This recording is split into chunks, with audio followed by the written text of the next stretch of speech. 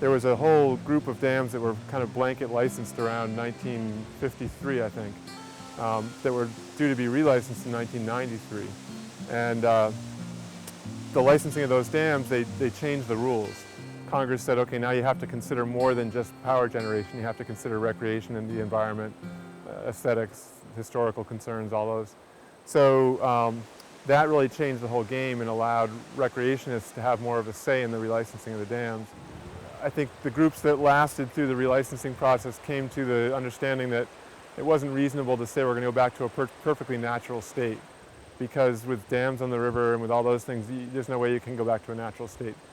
I think a lot of respect was gained through the process. I think there were certainly difficult times, but I think that we all kind of came to it. I mean, having gone through it together, and really I think everybody in the process learned a lot. Not everyone got everything that they wanted at the table, but it worked out very well that everybody got something at the table. We're able to generate electricity with our generators.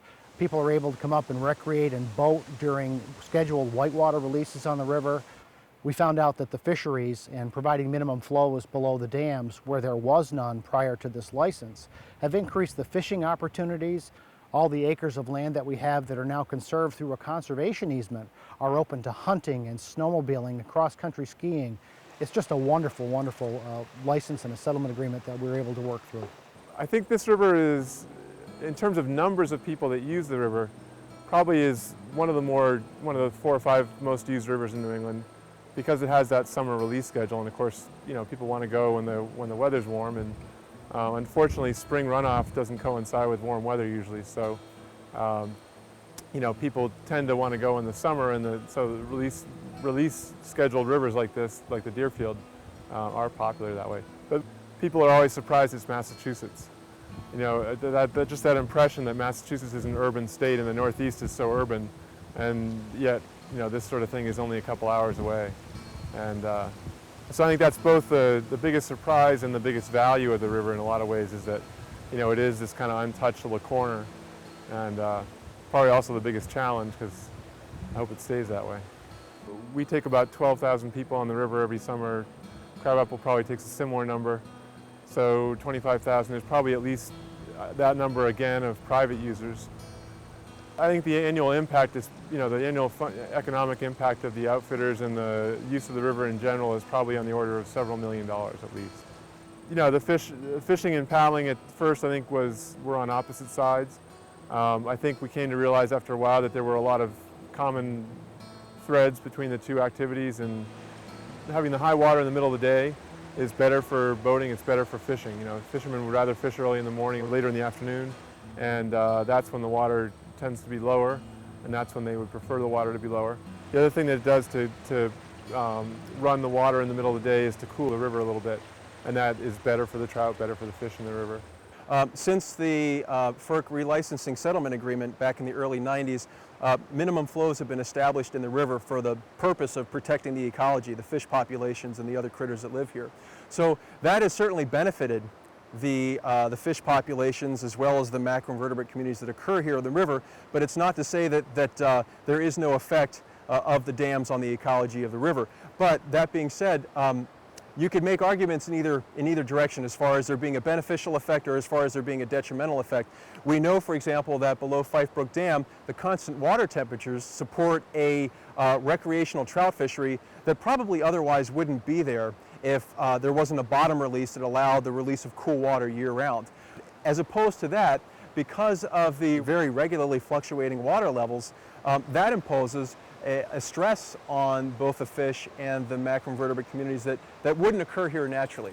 And we've engaged in some work in recent years that has demonstrated that the communities below, for example, the Fife Brook Dam, the benthic communities, the aquatic insects and other critters that live there, they do in fact differ from those that occur in the unhydromodified tributaries, and even those that occur further downriver from Fife Brook Dam. The biggest change that's happened since the relicensing is the deregulation of power generation. And so by deregulating, there's now more of a competitive market for power, which means that they treat the river a little differently. They have to be a little more careful about what information they give out. They sometimes turn it on or off more randomly to us, to try to follow the spikes in demand. Deregulation has essentially opened up the power supply to retail competition. And so as such, the power companies can generate electricity and release water to do so several times a day. Basically, whenever there's a demand, they can release water. So as opposed to when the FERC relicensing settlement agreement was reached that established a flow schedule, since deregulation, with the ability now or the liberty to generate power and release at will, fly fishermen will find that when they go to the upper river in the evening in the early or midsummer, rather than having low flows that were guaranteed under the relicensing settlement agreement, they now get up there and they're releasing water because they are generating power at that particular time because of the demand. Hot summer evening, there's a spike in the demand for power. So some fishermen who know the river well, that have fished it for a while, will argue that with that change, in particular, there has been a decrease in the hatch activity that fly fishermen in particular would tend to key in on. In time, we'll learn more about these effects. Meanwhile, there seems to be no effect on appreciation for the Deerfield, felt by those who fish within its watershed. This is a beautiful, pristine, clean river that fish abundance, and it's just a beautiful river to be on. My boys and I, we come up 2-3 times a year, and we've even come up in 7 inches of downfall rain, where the river's up 5-6 feet, and still fished and caught fish. It's just an awesome river to come and visit. And if you catch fish, great, it's a benefit. If you don't, we still have a good time because it's beautiful here. I'd rather do this kind of fishing than any other type of fishing where you have to hike in and work for them a little bit. And it's one of my favorite things to do up here. Just catching something like that is just precious, because they're wild fish, and even though they're not big, you catch them out of an environment like this. The water's, the water is clean, it's oxygenated. These brook trout live in beautiful places. They're like jewels, really. Not all Deerfield fish reproduce naturally. Some need a helping hand. Sea-run Atlantic salmon were once abundant in the watershed, but went extinct as a result of dam building, overfishing, and pollution along the Connecticut. In 1967, state and federal fisheries agencies began working to restore this species to much of its native habitat. The Roger Reed Hatchery in Palmer, Massachusetts, annually produces some 1 million salmon fried for river stocking, as well as holding brood stock for egg and fry production.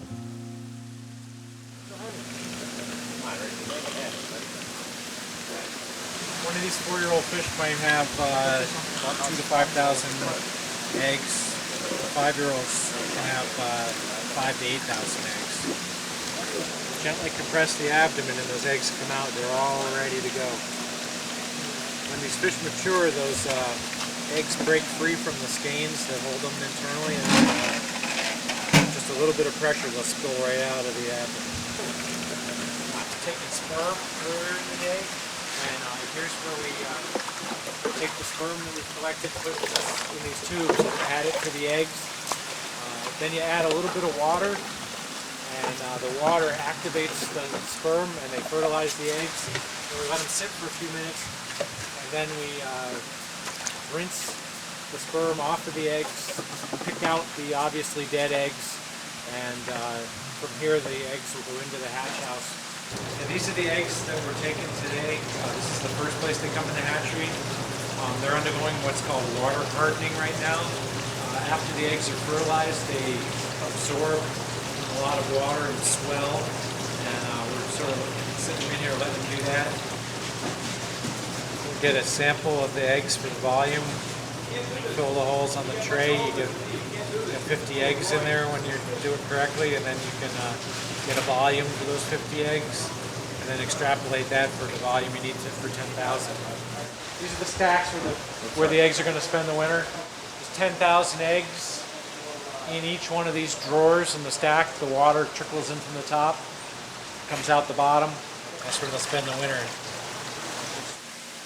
After these eggs spend the winter here in the hatchery, we'll take the fry out in the springtime to stock tributaries of the Connecticut River, Massachusetts. That includes the Deerfield River.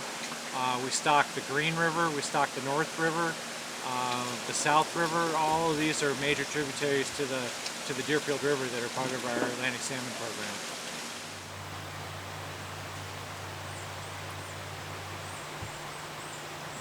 What we're doing here is we're walking down the stream with a backpack electrofisher.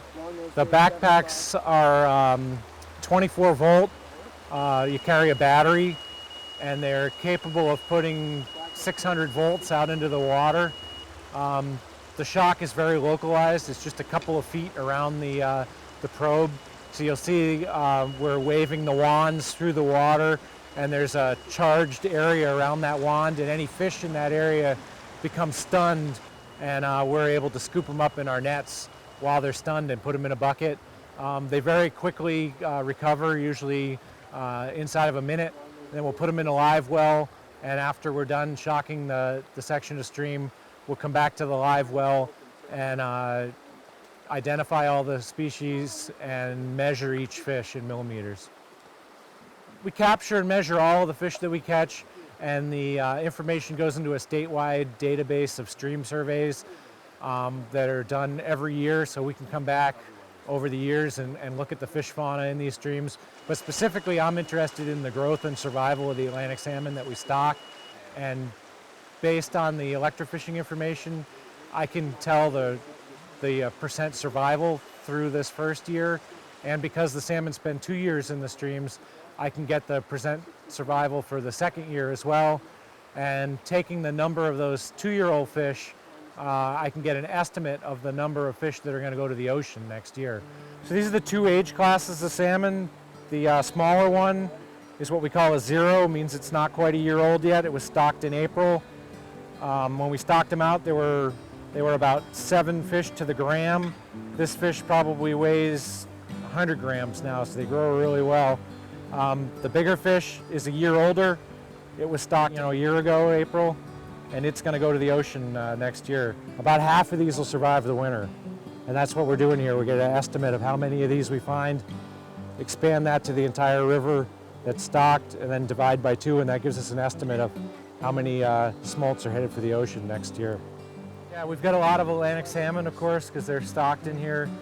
That's a young of the year brook trout, hatched out in May this year. What, 12-inch brown trout? This is stockfish. Yep. And I'm pretty sure this is a long-nosed sucker because you can see a good bit of his nose sticking out in front of the upper lip. The reason they're special concern is their distribution in the state is limited basically to just the Deerfield drainage at this point. We also have the dace, long-nosed dace, and black-nosed dace.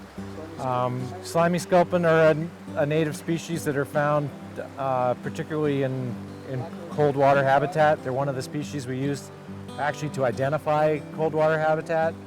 The colder streams up in the Berkshires, the really cold streams will have nothing but slimy sculpin in them. The ones that are a little warmer will have nothing but sculpin and brook trout in them.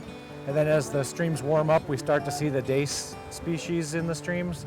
So this is an indicator of good water quality right here. We're happy when we find these in the streams. Ultimately, everything that happens on the land ends up in the water, whether it's a lake or a river. That's what a watershed is. It's the collecting basin for what happens on the land. And in the Deerfield watershed, most of the issues, if you're going to have a water quality issue in the Deerfield, most, if not all, of the water quality issues are non-point source related, which means it's a land use generated problem, and what happens on the land eventually gets washed into the river. So when you're thinking about protecting water quality, you have to think about the upland as well.